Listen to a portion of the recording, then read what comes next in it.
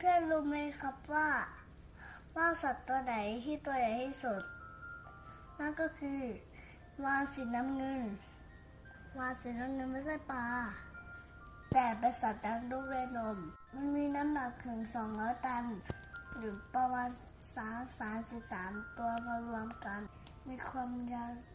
ได้ถึง30 เมตรและมันสามารถมีอายุขัยได้ยาวนานได้ถึง70-90 ปีเลยทีเดียว